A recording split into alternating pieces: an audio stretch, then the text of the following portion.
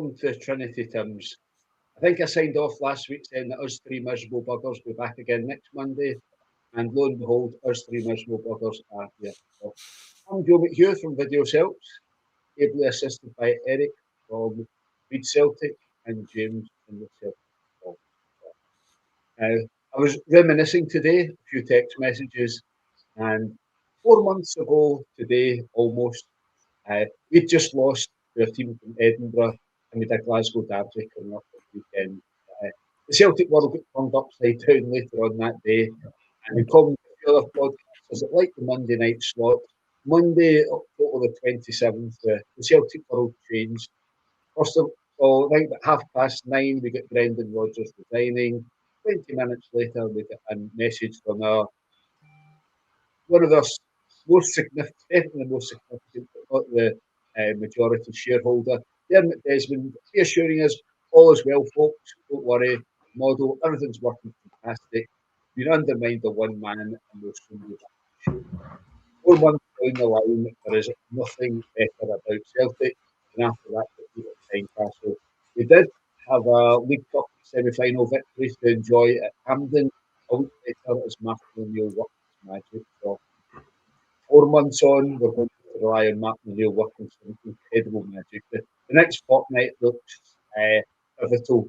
That's a diplomatic way of putting it. So, in between Martin's stints, we did a full course of Wilfred Nancy, and he took us to 4 successive defeats. Well, we've had 2 back-to-back home defeats. We're away at Stuttgart, we're away at Ibrox, we're away at Pittodrie, we're away at Ibrox. So it's not looking great, but the league table might tell you otherwise. If we win all our remaining games, we will be champions. After losing 7 out of 27, it's a hell of a tall order. And anyone that's been watching the team recently will have very little faith in that, other than the faithful through and through Celtic mantra. So, first of all, I'll pass to Eric.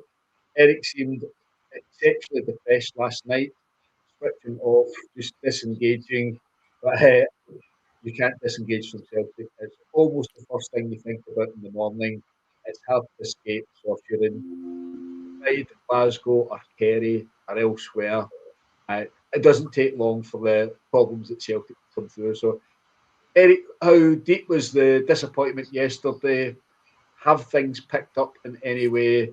And is it realistic to expect miracles from Martin O'Neill over the next fortnight to keep Celtic's season alive? Well, yeah, I mean, I was pretty depressed after the game yesterday. I think what depressed me even more was the fact that the Ibrox side messed up so badly in their game against Livingston, and that we weren't in a position to be able to take advantage of that. So, I got home from the game yesterday evening, and I was just like, I didn't want to think about Celtic anymore. I've just seen over the last few weeks, I've just seen so much negativity. It got to me yesterday, and I just put the phone away and switched off for the evening. But as you say, you can't do that being a Celtic fan, being as heavily involved and heavily invested in Celtic as we are, and writing as much as we do about Celtic. You can't just switch off. I mean, I was up at 6:30 this morning and at it again this morning, and I wrote an article where I basically said, I was trying to be pragmatic about it. I basically said the biggest thing that's costing us in games like this, and in the last 3 games, is a lack of goals. It's that simple. We just have 3 strikers on the books at the moment who cannot score goals. They can't buy a goal, and that's what's hurting us. We can't keep relying on Benjamin Negron to be our source of goals. He had, up until the sending off, I suppose he had a decent enough game yesterday. He was fairly active in and around the box, and he was creating plenty of chances. He was a little more active than he usually is. He got his goal, and that was a good diving header from him. But we just don't have that penetration up top. Thomas Svanjara is turning out to be a complete non-entity. He got 1 goal so far. He looked okay. He set up the goal for Araujo last, in the game against Kilmarnock. But at the end of the day, he just doesn't seem to be able to get the ball into the back of the net when we need him to. He had a couple of chances daring misses there yesterday, and that was that cost us as well. But we said, and we've kept saying it time and time again, that we couldn't keep riding our luck in the way that we had in the previous 3 games, and that eventually that was going to catch up with us. And it caught up with us yesterday, big style. With regard to the Trusty sending off, I felt it was harsh, but unfortunately it was warranted. Because the force that he used to smack away Jamie McGrath's hand was just that was going to land him in trouble. There was no way he was going to get away with that. McGrath made a meal of it and totally milked it and got what he wanted out of it. He got the player sent off. In some cases like that, I just think that's poor gamesmanship. This sort of thing where players are holding on to players in the box during corners is becoming more and more prevalent this season. Jersey pulling, all that kind of stuff. And referees should be, at this point in time, especially after what's been happening of late, adopt a zero tolerance for this. That if guys are hanging on to fellas' jerseys, they should be just carded in the box, I think, at this point, because it's getting ridiculous. And I think that was what forced the reaction from Trusty yesterday. But in hindsight, he probably deserved to be sent off because he was just too forceful in the way that he hit McGrath's hand away. But I mean, if you look at that and you put that alongside the incident against Motherwell, between Motherwell and St Mirren on Saturday evening in Paisley, and the sending off of Richard King, I mean, that was, in comparison, absolutely farcical. And Callum Slattery and Motherwell should have been done for simulation in that. And I do not understand how Motherwell or how the VAR that game did not review that until the referee to book Slattery for simulation, because Richard King didn't make contact with his face. He was nowhere near his face. And again, that was an incident where he was being tugged. It was hard to tell whether it was jersey or his arm was being tugged, but he was being tugged and he pulled away from Slattery. His momentum carried it around. He waved his arm in front of his face. He didn't hit him, and he got a fucking red card for it. Like, that's just part. We'll probably touch on that later, but some of the refereeing decisions over the weekend were appalling. They were absolutely fucking appalling. So for me, it's a bitter pill to swallow, especially because we could have been in a very good position had we won that game yesterday. It would have closed the gap to Hearts to 3 points. The Ibrox side lost more momentum and more ground with their draw, and I don't think it's detrimental to our title aspirations, but if we don't start scoring goals, we're in serious trouble. And somebody has to find, somebody out of those 3 strikers has to find a scoring touch. Martin O'Neill has to pull a scoring touch out of them somehow. If they want to shine, ultimately the next game, whether it be Svanchara, Hinacho, or Junior Adamo, they have to shine in the next game. It's the perfect opportunity. And I need to apologize to all our viewers because I don't know why all of our stuff has turned blue. Nobody changed anything on our settings. So we've obviously there's a bug in the system. I don't know why this is happening. So we're going to have to get onto StreamYard and give out shit to them. Why have you turned all our names blue? But there's an Ibrox mole in the system, I think. But otherwise, we'll have to get on with it. We can't change it midstream now anyway. But it has been noted, guys. You don't need to keep talking about it. But yes, the chickens came home to roost yesterday. Our luck ran out. It's that simple. And once we went down to, Hibernian, once we went down to 10 men, it was always going to be a struggle. And Hibernian got their goal. I mean, there's nothing more you could say about it. It was a shit day at the office. Depressed the living shit out of me. And I can't. What's done is done. It's gone. 3 points are gone. We just have to move on. Somehow we're still hanging in there. Somehow 7 losses this season. I don't know how we're still hanging in there, but we're hanging in there. But this time, 2 weeks, could be all over. Could be done and dusted. So, you just don't know what way it's going to go. It's very hard to tell what way it's going to go in the next 2 weeks. So yeah, I'm not a glass half empty or a glass half full man today. I'm just a glass depressed man. Yeah, James, I said the league table says otherwise. The league table says Celtic are well in the hunt. But as we discussed earlier, there's as good a case for Celtic finishing fourth as there is for finishing first. Yes, there so is there any possibility that a team that's lost 7 of their first 27 league matches can suddenly... You're not asking the earth. We're not playing against fantastic opponents. The two clubs above us are very vulnerable, but we are more vulnerable. I'll try and say that properly. We are more vulnerable. We look very shaky. There's times when it looks as if we're losing 2 goals a game. Martin O'Neill is...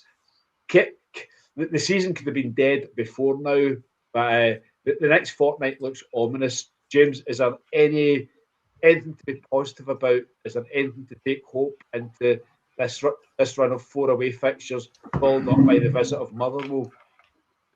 Of course there is, which feels really, really unusual to say. I mean, I'll tell you how I feel about the whole thing surrounding the club right now. I'm more interested in discussing. One of our guys in the comments said about underwear with Henrik Larsson's face on them not selling well with women. I would rather talk about that than talk about the football. Than it's a much more interesting subject. But I guess we're here to talk about the football, and so we have to. And I came out of the game after we conceded the second goal. I left after we conceded the second goal. We could have played there for another 10 minutes, another 10 hours, another 10 days, and we wouldn't go back into that game. And I know there will be criticisms of individual players and whatnot, right? I think the team system is shit. I think that the 4-3-3 or the 4-2-3-1 or whatever the hell we're calling it this week has had its day, and I think we're far too slow, we're far too predictable. And if Martin O'Neill doesn't change it dramatically, we're going to lose huge in some game against somebody. The one area where I have some optimism is that I think that both of our title rivals are equally shit. And Hearts, to their credit, are having a better season than normal, which means that they might reach 80 points. They might reach 80 points. But it's the fall in standards from us that has made this a tight title race. Hearts are having a good season by their standards. Motherwell having a good season by theirs. I'm going to try and puzzle that one out tomorrow. I think it's got something to do with the bottom teams being worse than they've been in a long time, and the teams in the middle being really poor and having a combination of bad seasons and bad finishing and whatever, bad defenders. But there is an explanation for that. There is a way to puzzle this out. But the bottom line is that we're just shit. We're terrible.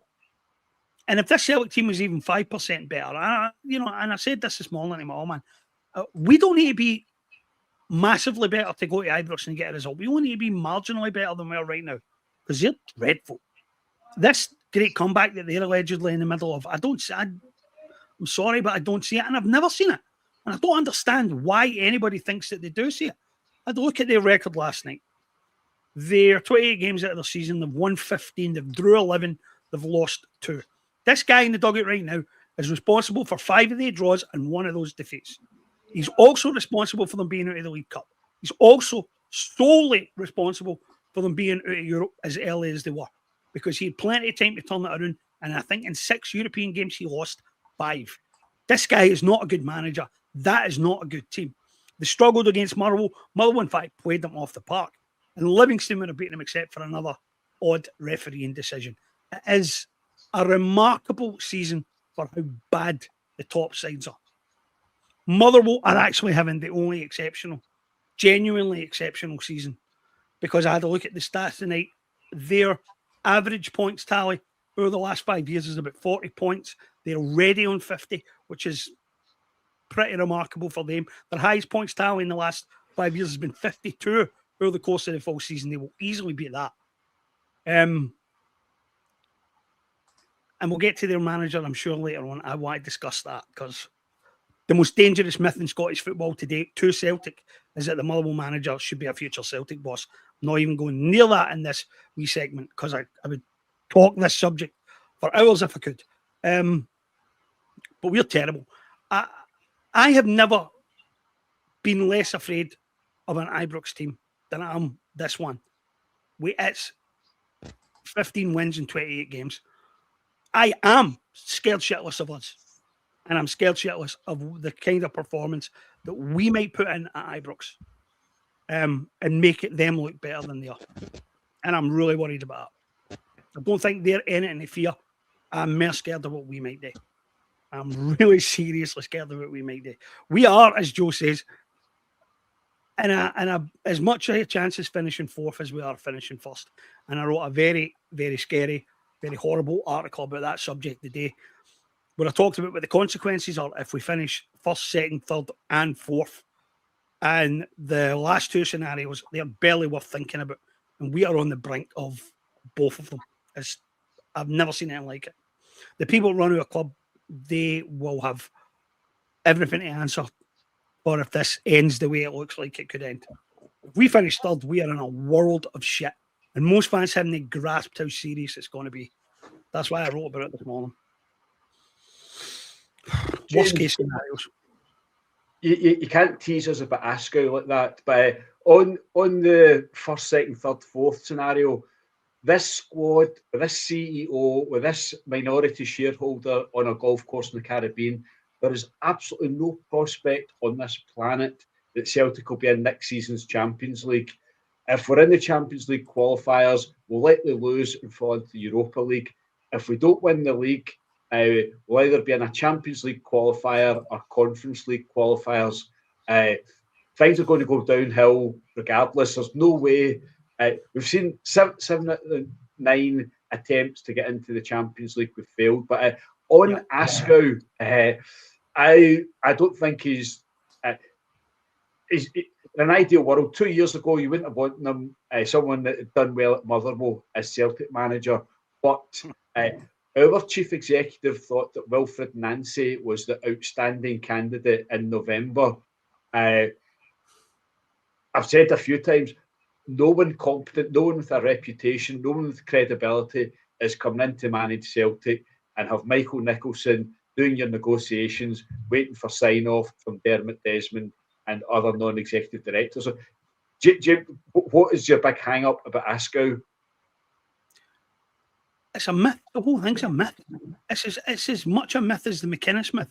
But the McInnes myth is actually built on more solid foundations because McInnes has overachieved with Aberdeen to an extent. I mean, people talk about overachievement with Aberdeen. They didn't win a trophy with Aberdeen. I mean, the last Aberdeen manager, the one who just got sacked, won. Whatever you call him, sorry, I forget his name. He won a Scottish Cup with Aberdeen. McInnes never managed that. McInnes won the League Cup, didn't he? McInnes won the League Cup. That's the highest honour McInnes has won in the Scottish game. McInnes is a myth, right? But this guy's an even bigger myth because this guy has been in Scottish football for 3/4 of the season. That's his experience in Scottish football. And Motherwell having a good year, right? But Motherwell have also recruited pretty well. Motherwell, if you look at the Motherwell squad, right, I've been crunching these numbers and these facts all frigging day. Motherwell have recruited really well. Motherwell pretty much rebuilt their whole team. And if the recruitment model is even half decent, then you're looking at maybe 3 or 4 players who are going to exceed expectations. And that makes you a better team automatically, almost automatically. They've got one exceptional talent and the guy who's scoring all the goals for them. And they were able to do it because they sold the young guy, sorry. My brain Lennon Miller. Sold Lennon Miller for £4.3 million. Right. But this guy's career outside Scotland, and remember, we're only talking about 3/4 of the season here. We're not talking about a sustained Motherwell finishing fourth, Motherwell finishing fourth, Motherwell finishing third, Motherwell over a period of time. We're not talking about compressed into this wee tiny campaign, which is weird in so many other ways. His highest honour in the game is winning the Faroese League. The Faroese League. Okay, this is an appointment that makes the Ronnie Dyla appointment look like a masterstroke. Wilfred Nancy was better qualified to be Celtic manager than this guy is. It scares the shit out of me how many people are talking about this like it's a serious proposition. There is nothing in this guy's backstory to indicate that he is capable of handling the pressure and the expectation level of working at a club like Celtic and having to do a rebuild of the whole squad. Nothing whatsoever. And if this is the level we're aiming at, because the guys had a reasonably good season at Motherwell, then we are in deeper shit than I thought. I think we are, James. I just do not see anyone capable coming into Celtic. So having someone that's got a year's experience in Scotland is a hell of an advantage compared to Wilfred Nancy. But is there any more on that you want to say, James? No, I mean, the fact that this is being discussed seriously, right? I want people to stop and think about what they're actually suggesting here. You are offering an alibi to our board of directors to hire Motherwell's manager, the guy whose sole career title was won in the Faroe Islands.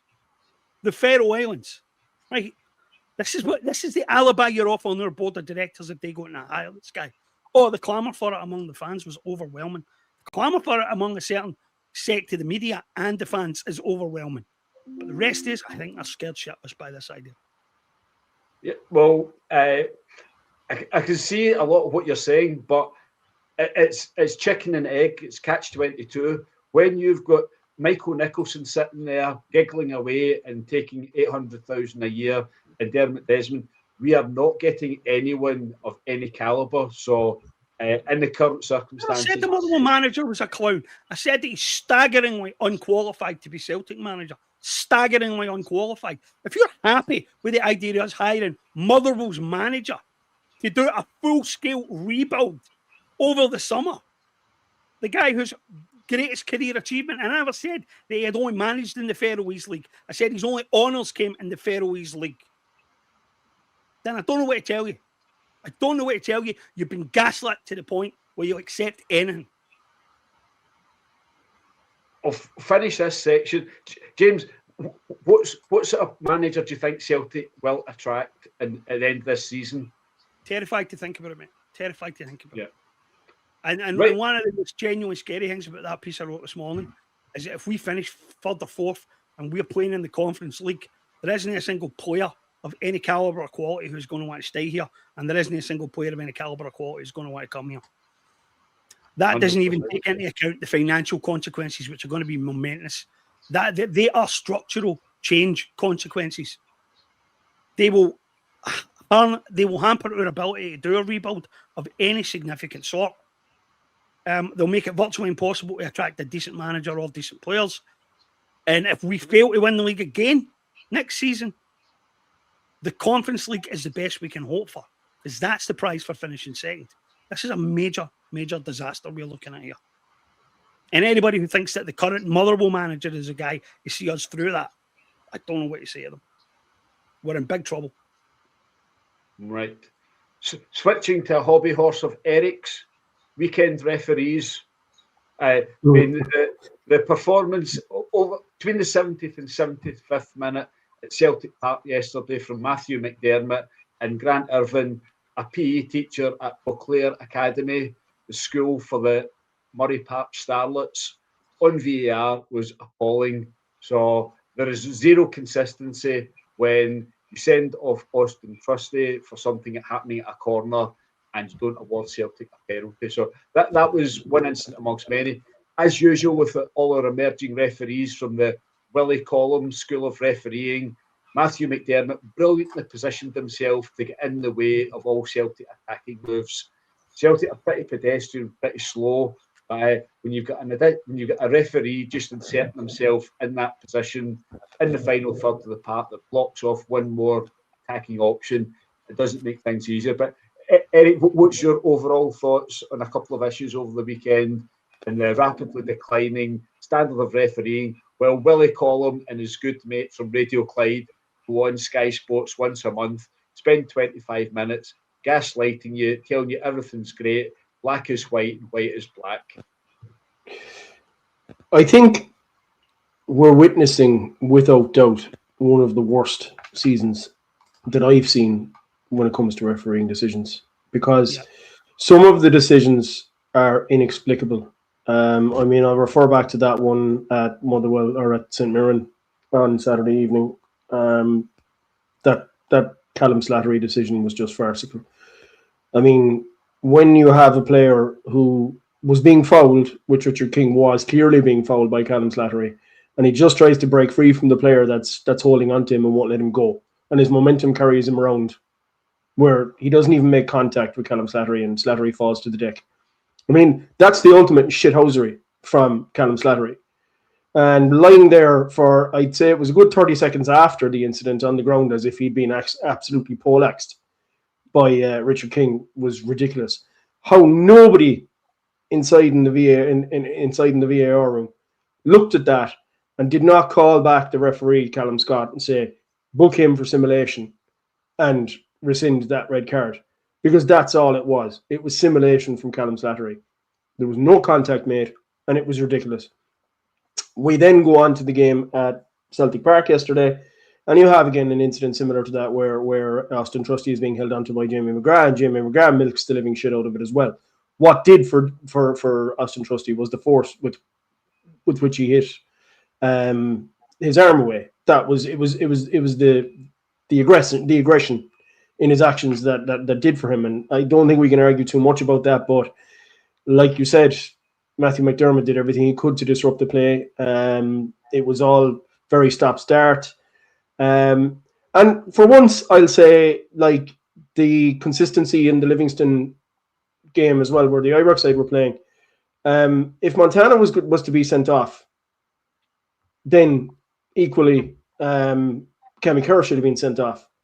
I'm never an advocate for the Ibrox side or anything, or giving them anything. But if there's going to be consistency in decisions, it was a very similar situation to what Montano did with JD Gassama, as to what Cammy Kerr did with Mikey Moore.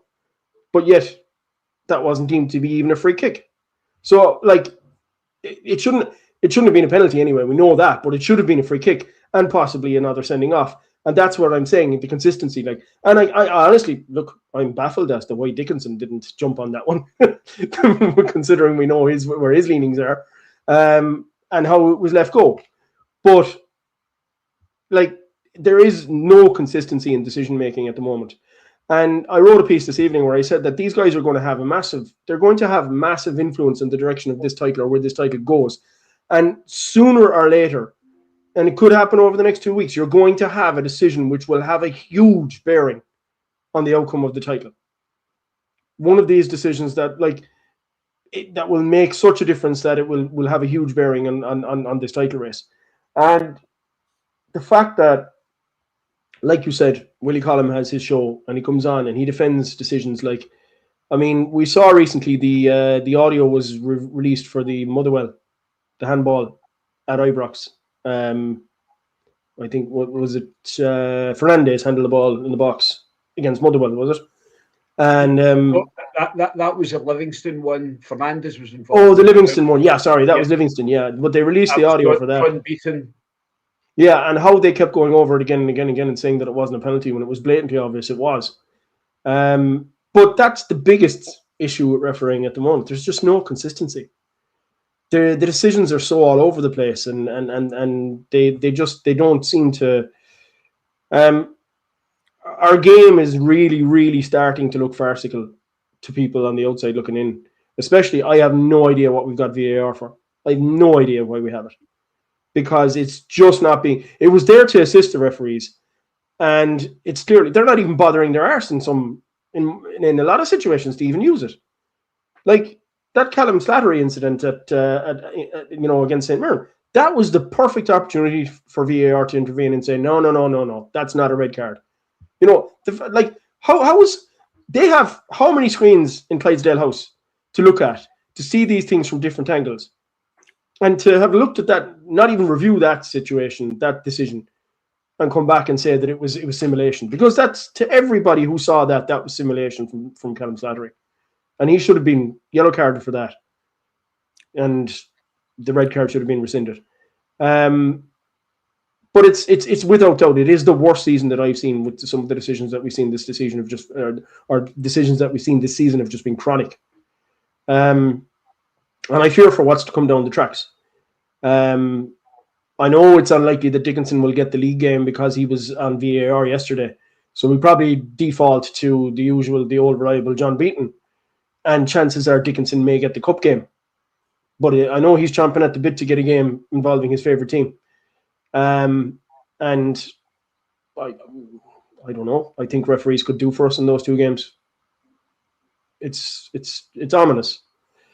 So yeah, it's the weekend was just there was just some inexplicable decisions over the weekend that bigger belief. The final one that I will touch on is the Liam Scales penalty decision.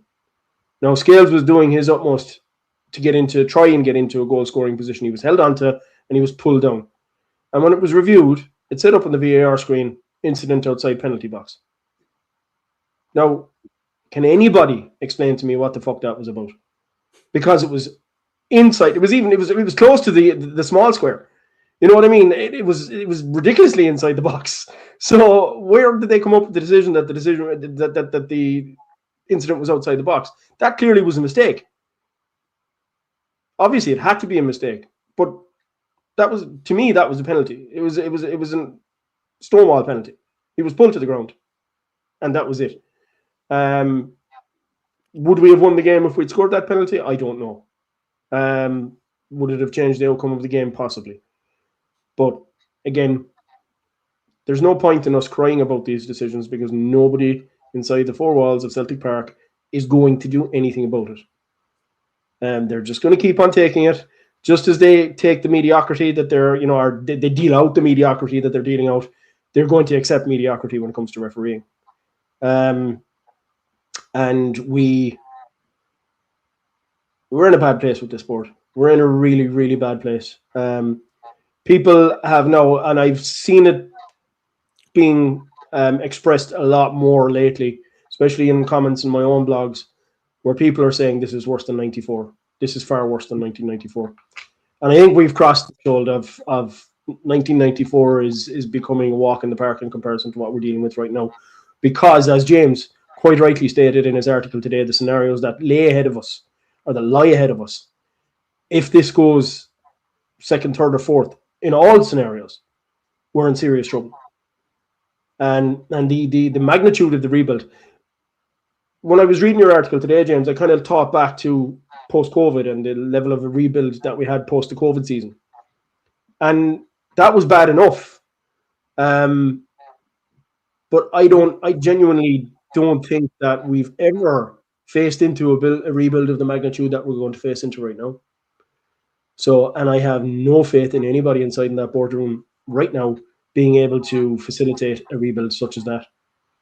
But anyway, I've gone off track a bit. I was talking about refereeing, and one of our commenters there also commented on the kick in Kieran Tierney's head, and they tried to justify that as well on the refereeing program on Willie Collum's refereeing program, why he wasn't sent off.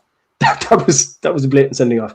If Hyun Jun Yang was sent off for the incident at Hearts when he didn't even make contact in that incident, then how in God's name is it not a red card when Kieran Tierney's nose was broken, which it was. So that's dangerous play. Yeah, it's great the excuses they come up with that are nowhere near the rule book. So there's a laws of the game. So apparently yesterday, Scales' jersey wasn't pulled for long enough. So is there somewhere in the laws of the game where it's 3 seconds, you're allowed a 3 second pull at somebody's jersey, but if it goes to 4, it's a free kick. Absolute nonsense.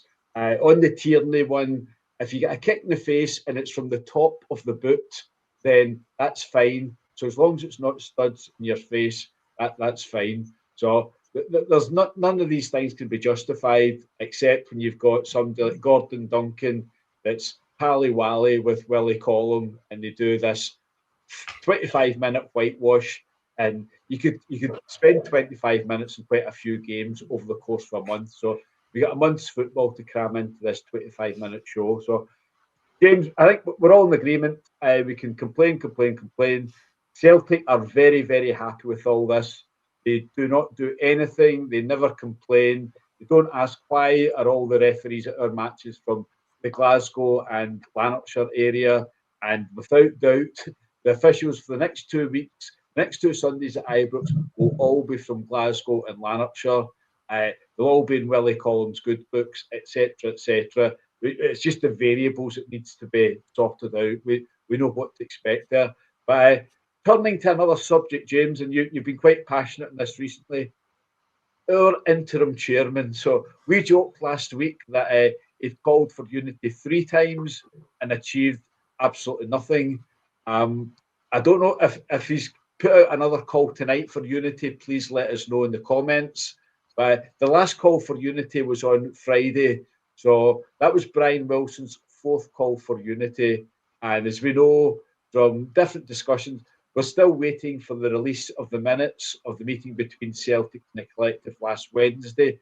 So that sounds quite familiar as they drag their heels and mess about with try to get something out. But the last time it took them a week and they admitted that Michael Nicholson shrugged his shoulders. He was asked about club signs. But what is going on with Brian Wilson? You've got a little insight into his political management, all that nonsense, but it looks as if he's just talking away, achieving nothing, box ticking. Look at me, I'm trying to achieve peace. Another 2 home matches have gone past. The Green Brigade are still suspended. Martin O'Neill's talked about it. Kieran Tierney's talked about it. Various folk have talked about it. There's not another home match until I think March the 14th. What's going on with this interim chairman, and what are the club playing at? There's two. There's a distinction that I always like to make, right? The distinction between being a good strategist and being a good tactician. Brian Wilson is a good tactician, and it's one of the political skills that Brian Wilson definitely has. And strategy and tactics don't always go hand in hand. I've always said that we don't have a single strategic thinker on our board of directors. Strategy's big picture, tactics is let's get through the moment. And Brian Wilson is very good, as a lot of politicians are, at getting through the moment. There's an analogy about New Labour which kind of comes to mind. A Labour Party spin doctor called Charlie Whelan, who worked for Gordon Brown, basically rewrote the government's policy on the EU in a pub talking to 2 journalists. And that's a true story. The government hadn't decided what its EU policy was. He made one up on the spot. And rather than sack him because he was Brown's guy and Brown wasn't letting him go, the government had to cobble together a compromise. And it became Brown's famous 5 tests before we can enter the Euro. And in order to sell that and make it look as if it came out of some big, deep discussion, Blair announced in the comments that there were going to be a series of, sell the Euro roadshows all around Britain, where Labour senior figures would go in and tell people what the benefits of joining the Euro were. And about a month later, one of the senior Down the Street aides asked another one, when are we starting the EU roadshows? And the guy laughed at him and said, did you fucking actually believe we were going to do that? We were never intended to do any of that. And that's what our current chairman is doing right now. He's selling bullshit, basically. He's buying time. And that's really all these people are interested in. They're trying to get through the next headline cycle, the next phase of the crisis, the next set of protests, whatever it is. Unfortunately for them, there are 11 games left.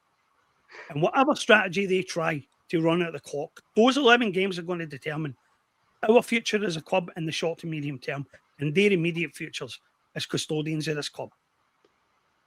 Everybody who's having a go at the collective right now, and there are very, very many of them out there, everybody who's having a go at collective individual members out there without having a clue about context or anything else, you guys are going to be confronted with a very serious decision. You're either going to have to get on board or keep your heads and keep your mouth shut while the rest of us try and save this club from itself. That's the situation we're going to be in. Come the end of this season, you're either going to be part of the movement or you're going to be one of the guys who 5 years from now, when our club is completely rebuilt and completely restructured and modernised and in a better place than it's ever been, you've got to be one of the people trying to convince everybody that it was because you kept the faith. You can lie to yourself and tell yourself any fairy tale you want. It's got to be because people did the hard graft in the here and now and ate a bunch of shit for it in the here and now. And that won't be you. We are in a bad place right now. And the people running our club don't have the first clue how we're getting out of it. Don't buy any of it. They don't know what they're doing. The 3 of us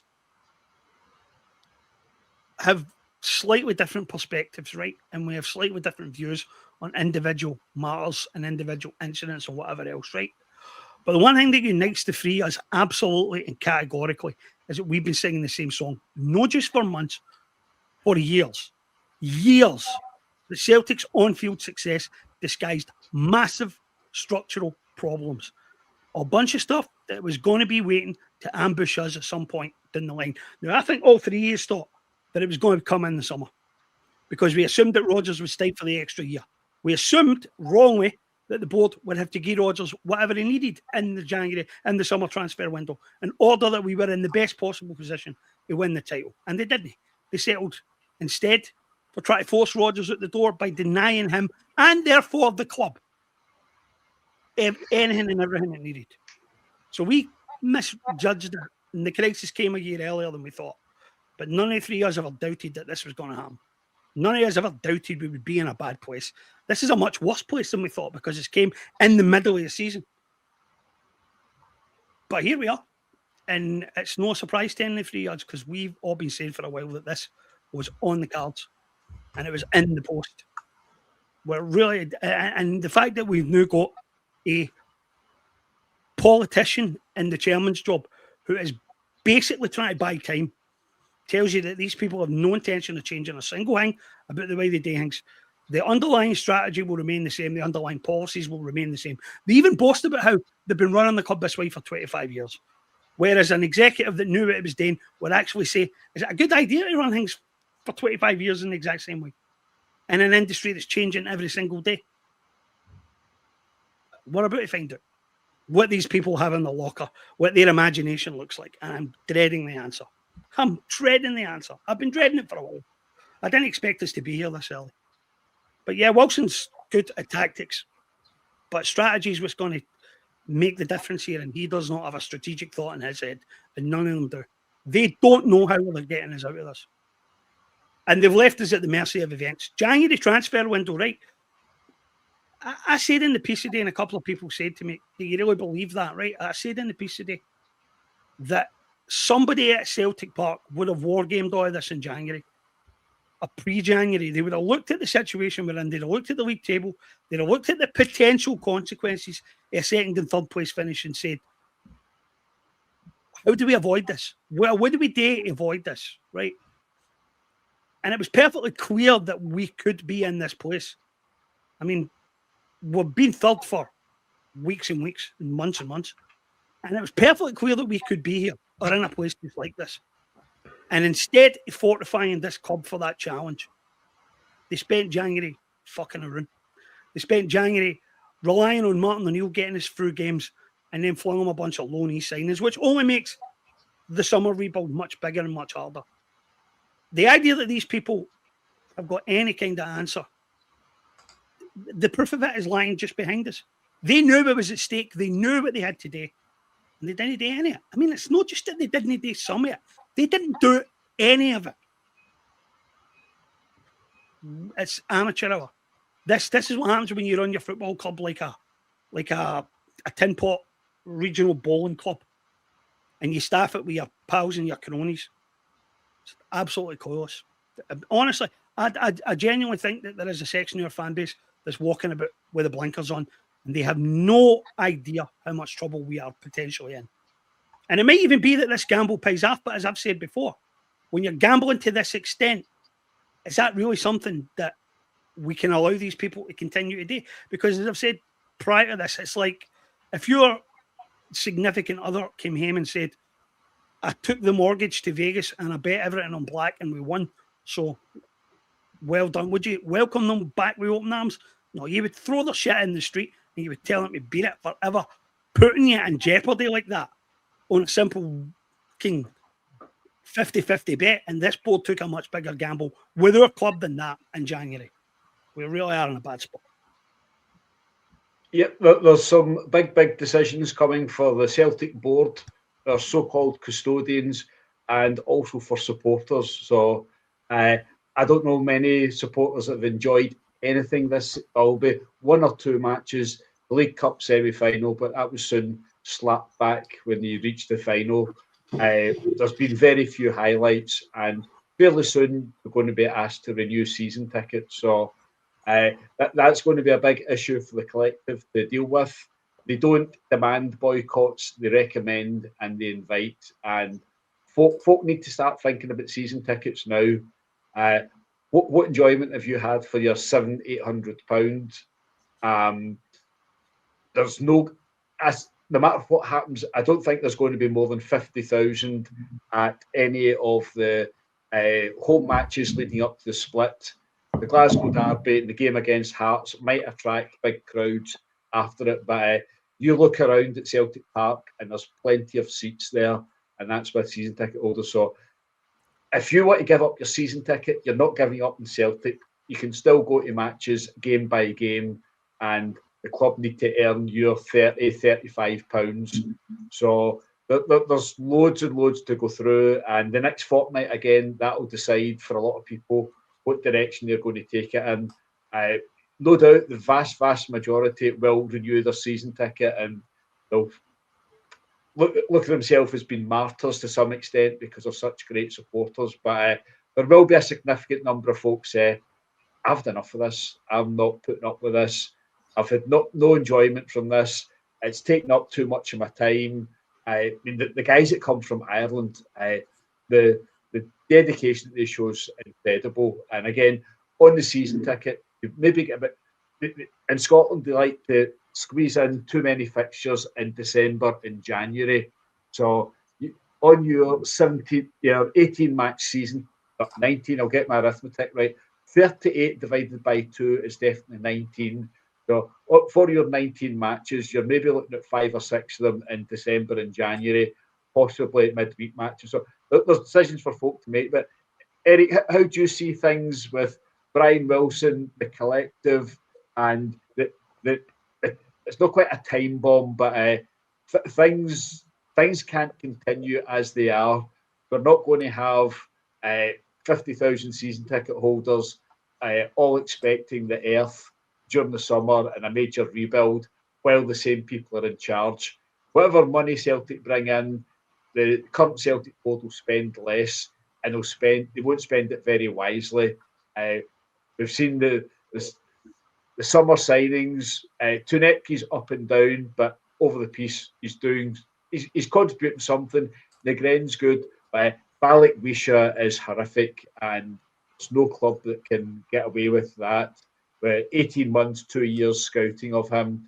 Yamada and Inamura have come and gone. James, you want to come in, or are you waving to someone? I just want one wee second. Yep. Just one wee second before Eric comes in. This is as screwed up as this season's been. I can't think of a more screwed up way to put it than this. If we win the next 2 games, it's not impossible for us to be sitting top of the league next Wednesday night. Right? That's how screwed up this is. But let's be brutally honest. Because this could go to the last weeks, the last day, before we know how this league table is going to look, right? But let's be brutally honest. Long before it is mathematically over, we will know when it's over. Long before it. It will be finished long before it's mathematically impossible. And at that point, you will probably see the kind of protests we've not seen at Celtic since the 90s. And you'll probably see boycotts the level at which we've not seen since the 90s. The really interesting thing is that season ticket forms are going to be hitting people's doorsteps at exactly the same time as that's taking place, if we don't pull this off. And I don't know what season ticket numbers are going to look like, but I can tell you this. If we're playing third-tier European football next season in the Conference League, they're going to have to shut more than just the top tier of the stands. Eric, how do you see things with the various moving parts? Unfortunately, the board aren't moving. There's no sign of life there. It's 4 months on since Brendan Rodgers left. Interim chairman, interim manager, loan players. Somebody says we're an interim football club just now. Is there any clarity that you can offer? Can you see a positive way ahead in the coming months, or is it going to be worse before it gets better? I think the word that describes our club at the moment is a club in stasis. We're just in stasis. We're going nowhere. If anything, we're going backwards, which is becoming more and more evident in the last few weeks. We're 4 months on from Brendan Rodgers leaving, and things, as you've quite rightly pointed out, have got a hell of a lot worse.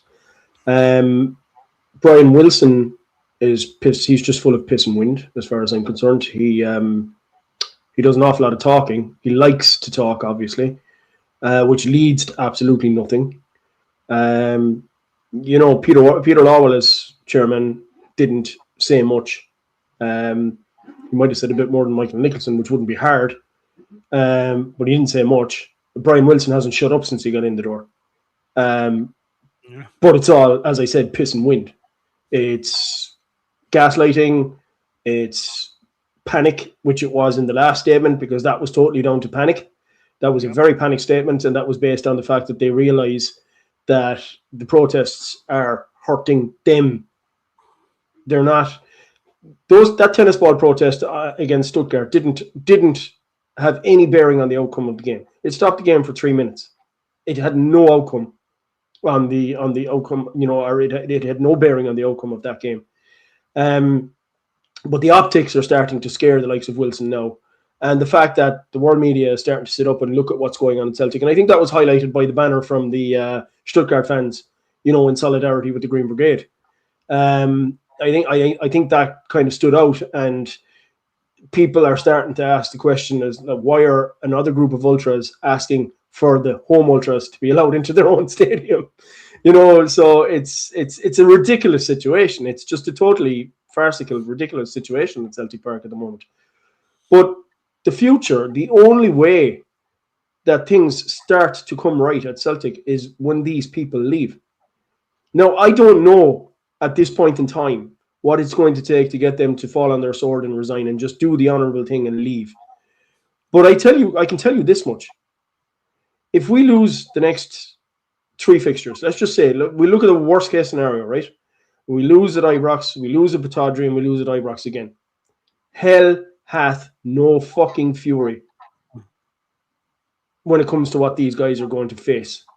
Because we saw the reaction when we lost in the derby at the turn of the year. That resulted in Nancy and Tisdale going. We saw the reaction from the fans. We saw how pissed off the fans were.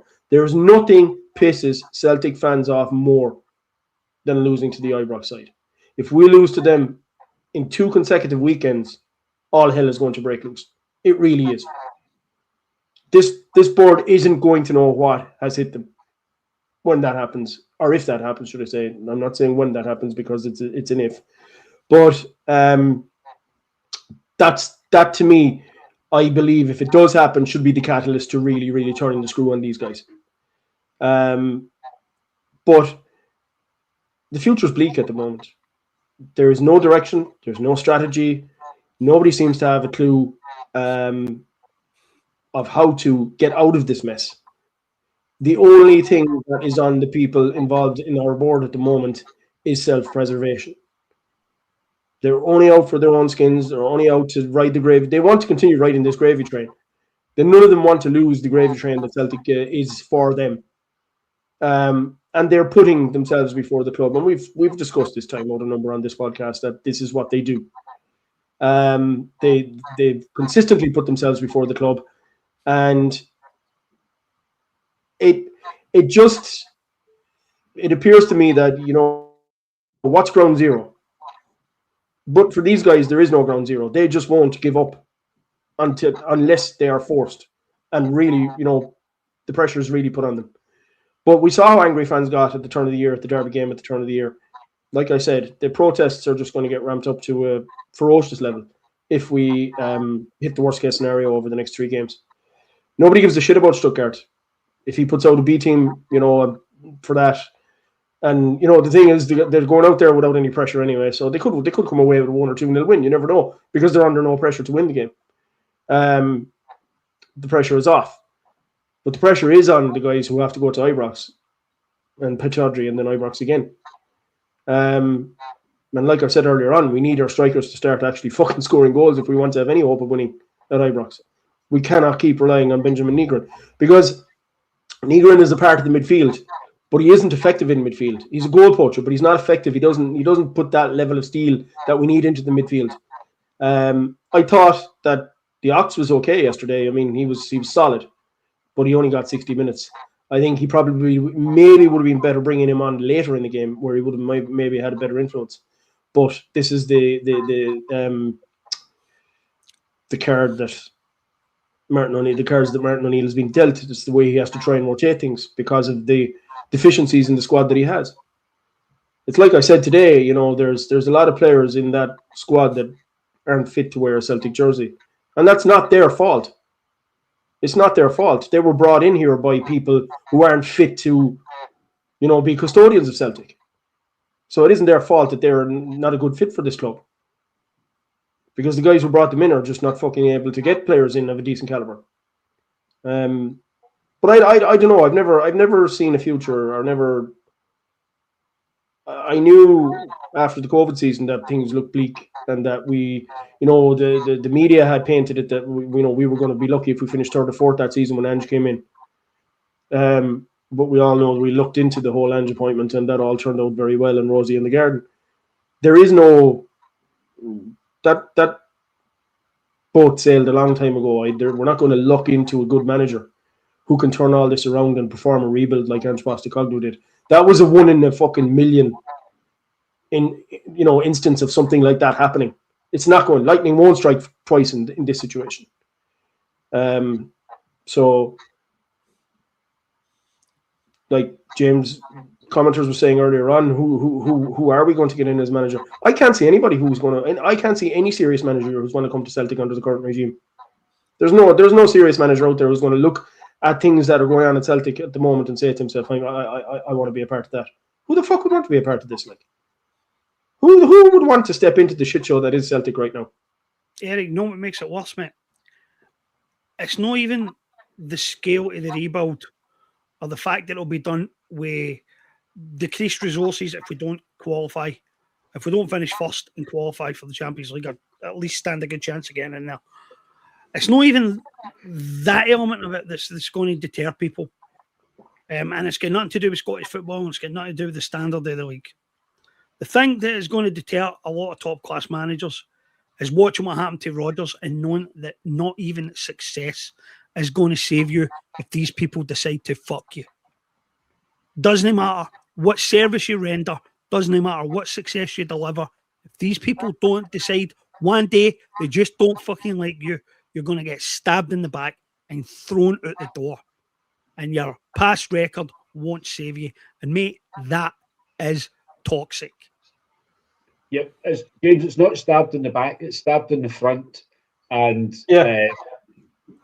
any credible manager that gets approached by Celtic or their agent is discussing Celtic, they will make a phone call to Brendan Rodgers. So whatever spin is put on the Celtic proposal, a phone call will go into Saudi Arabia.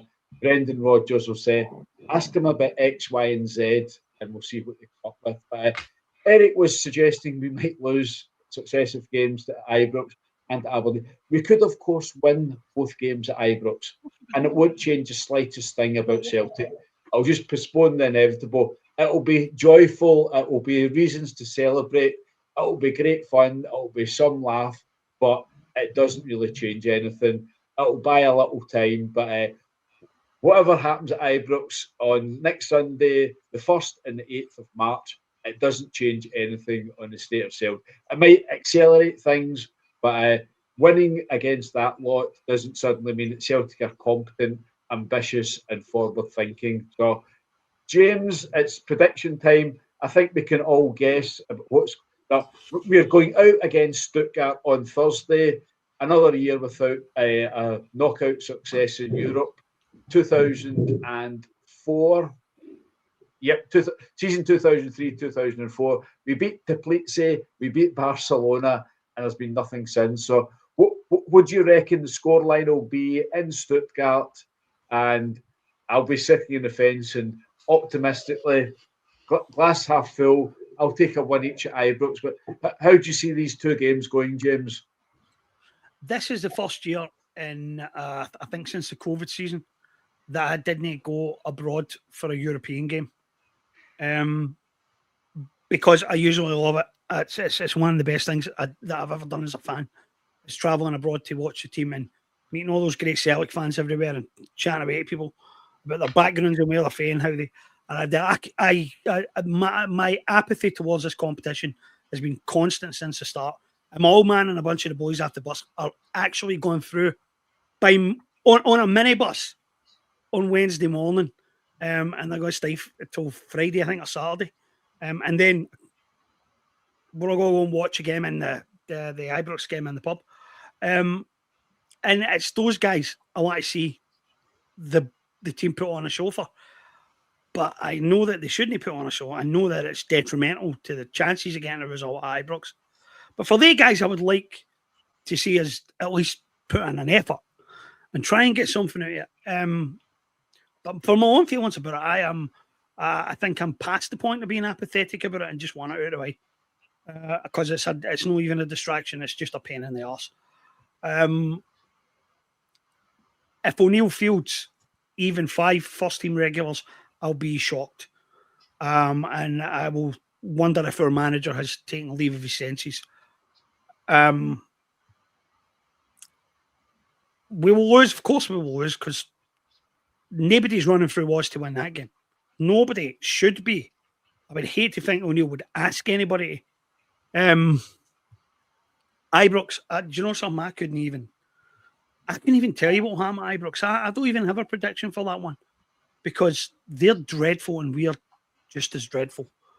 And what I come back to and again is that this league's not going to be won because one team was brilliant. All 3 of the real contenders are terrible. Motherwell are probably the best football team out of the 4 years. This league will be won by the team that literally falls over the line. The team that makes the least horrendous screw-ups. Because the idea that I keep hearing the idea that if we go to Ibrox and lose, the league's over. That's miles from the truth. They've dropped points in 2 of the last 3 games against Motherwell and against Livingston. Livingston, the bottom team in the league, came within an AC winning there to beating them for the first time in God knows how many decades. And I genuinely don't see what the great strength of that club and that team is. They'll drop loads of points before the season ends. Hearts will drop loads of points before the season ends. But so will we. And I could not tell you which version of us will turn up at the weekend. I know that if we turn up and we play decent football and we play with even a bit more intensity and a bit more pace, that we've got a chance of really, really ending their season in the next fortnight. But I don't trust that version of us will show up. I don't know. I genuinely don't know. And there is a certain idea doing the rounds right now, right? And I did say I was going to have a rant about this, so if you guys will indulge me for 5 minutes, I'm going to have it just now. This season has fundamentally changed my relationship with Celtic. And I think that a lot of us are going to say the same thing. I think a lot of us feel the same thing. And I'm just going to try and articulate what it means to me. I've never seen a Celtic board of directors act the way the one we have right now did in the summer. Never seen it. I knew that next summer was going to be bad because Rodgers wouldn't be there. I didn't expect him to treat Rodgers like shit. I didn't expect him to deny him his players and deprive him of his opportunity to put his own stamp on the team and leave an inheritance for his successor. I didn't expect that. I never thought I would see a Celtic board deliberately sabotaging the team just to get rid of the manager. Never thought I would see anything like it. And I said in the summer that everything changed in the summer. It was a crossing of the Rubicon moment, that these people had done something so egregious there was never going to be any redemption for them again. They had forfeited the right to sit in the boardroom and they had forfeited the right to lead the club. And I think a lot of us came to the same conclusion at the same time, and suddenly the collective is born, right? Now, I always assumed that if the day ever came when Celtic were in a mess of this magnitude, that it would be obvious to everybody and that the fans would all come together and we would work to prevent it getting any worse and to change the leadership at the top of the house and that we would all be laser focused on that single idea. And I don't see any evidence that that is true. The collective, in fact, is being undermined by supporters at every level of your support, at every level. The people on the collective are having their personal lives questioned and their personal decisions questioned. I have read some of the most venomous, disgusting stuff online against Celtic fans that I've ever read in my entire life in the past 4 months from fellow Celtic fans. And that has changed my relationship with this club forever. There are sections of your support that I will never reconcile myself to ever again. Ever again. People telling me that I am not a Celtic supporter because I'm in favour of a boycott. People telling my old man who didn't even boycott in the 90s that he's not a Celtic supporter because he supported a boycott. You can all go and fuck off. Every one of you. If you think you're better than me, that you're a better Celtic fan than me, because I care enough about the club to fight for what's good for it. If you think that I'm doing this for hits or clicks or attention, you're an even bigger fucking moron because you don't fundamentally understand what it is you're talking about. My relationship with a large section of support will never be the same as it was ever again because you're every bit as ignorant. You're every bit as stupid. You're every bit as fundamentalist and small-minded in your own way as the fans at Ibrox who let their club die. And I never thought I would say that about some of your fans. I never thought I would say it. But that's what you are. Sorry about that. No, don't apologise. That's genuine. No, the Celtic relationship is always evolving, and anyone that judges other people and you're an A band supporter, you're a B band supporter, or you're just a D or an E. Nonsense. Everybody supports Celtic in different ways. You get different decisions. There's different dynamics involved. So let it be. Let it be. We all do the right thing. We all do the thing we feel most comfortable with. But switching. So I'll go for a 2-0 defeat on Thursday and an optimistic 1 each or nothing each at Ibrox on Sunday. And I would gladly take a game as utterly awful as the game at the start of the season, Russell Martin's only Glasgow derby. It was a horrific game of football. It was utter murder. And if the same happens, if we get 90 minutes of Walter Smith anti-football on Sunday at Ibrox, all well and good, because the other scenario is too painful. Eric, how do you see these two games? I mean, I don't think there's any Celtic supporters looking forward to any matches these days. The next two don't appeal at all. How do you see them tumbling out? Before I say that, I just want to kind of make some comments on what James said. We at the top of this show, before we came live, myself and James were having a little bit of a discussion there before you came on, Joe. One of the things that we said was that for years now, and I'm only blogging coming up 5 years now. You guys are at this a lot longer than I am, all right? But for the 5 years that I've been doing it, I have from day one called out the shit show and predicted the shit show, just as you guys have, that we find ourselves in right now. And James made a very valid point at the top of the show where he said, soon enough, we three anyway, especially, will all be vindicated for everything that we have said down through the years about what is going on at Celtic at the moment. And none of us wants to be vindicated. Never wanted for the reasons that we will be vindicated. We all want the best for Celtic. That is all we want. We all want this club to be the best that it can be. And that's the day will come where I believe, it's not too far off, the day will come where we can write about a Celtic that is the best that it can possibly be. Yeah, I won't. But for this moment in time, and I echo exactly what James has said, I have had people come onto my blog and absolutely insult me to the core with things that they've said, calling me every fucking name under the sun, telling me I'm not a true Celtic fan. Like, I've been supporting this club now for 43 years. And it's a massive part of my life. And for people to tell me that I'm not a Celtic fan, because I care, and I care deeply about this club, and I care deeply about the fucking horrible direction that this club is going in at the moment, is an insult to me, and it insults me to my core. But I'll continue fighting, and I will continue writing, and I will continue calling this shit out as I see it, the same as you two guys will. And we'll never stop, and we'll never be silenced. Because we called this a long, long time ago. We knew this was coming down the tracks. People called us bedwetters and fucking. Look, I'm not going to go into all the names that I was called, but we were all called. Yeah, we were all called a lot of fucking names. But we're right. Bloggers with agendas, wasn't it, Joe? Yeah, we're right, and we have been proven right. Bloggers should have agendas. You don't just blow with the wind.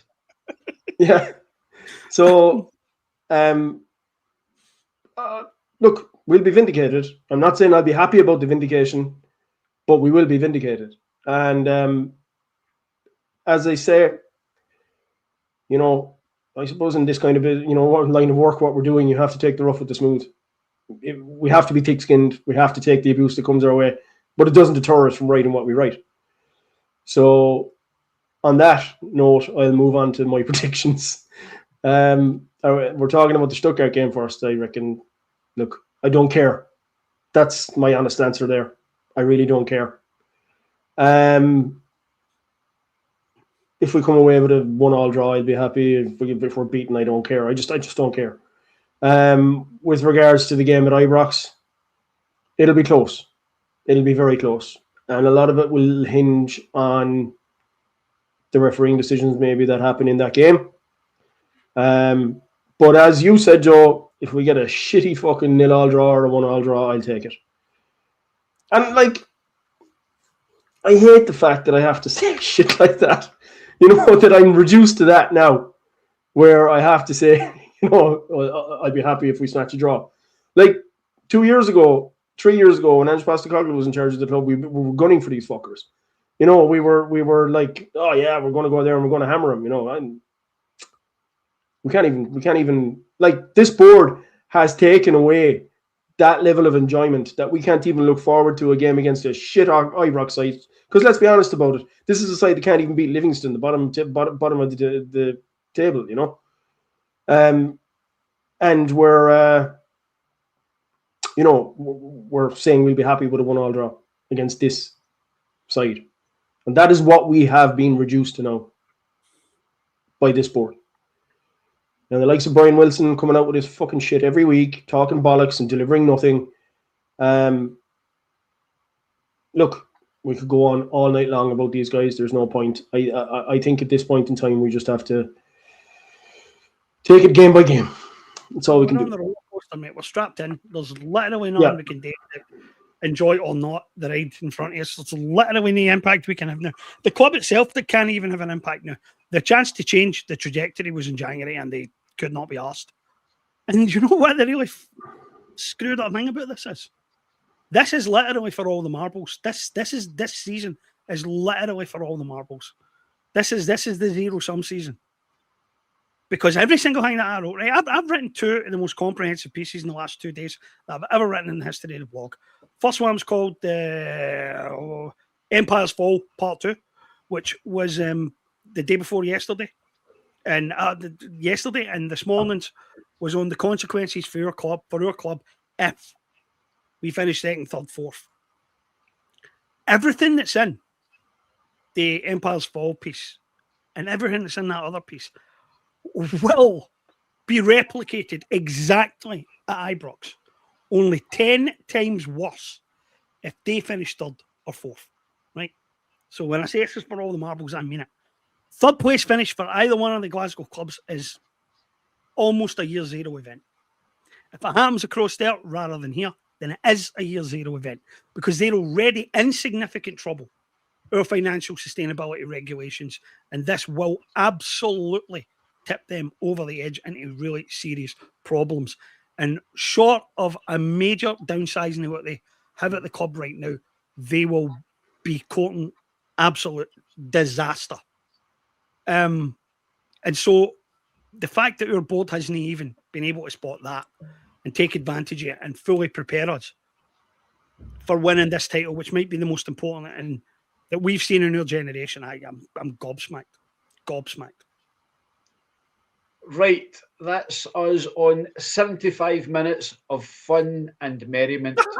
So I was going to say bugger off, but I don't usually say words like that. But it's all right, Joe. You can say it. That's enough for this week. If you haven't subscribed already, please subscribe and click on the notifications, and you'll find out when we'll be sharing more fun and banter. Generally, it's 6:30 every Monday. So if you've enjoyed it or whatever, please come back and leave a comment. If you're not watching it live, leave a comment, give us a thumbs up, all that sort of stuff. It all helps. And enjoy your week, folk. I'm sure you'll have lots of fun. So that's enough from us three. I'll leave that blank. Let folk make up their own mind. That's all from us three, the Trinity Tims. See you all again next week. Talk to you next week, guys, and hopefully we'll be celebrating a draw at Ibrox. That's what we celebrate these days, guys. Good luck.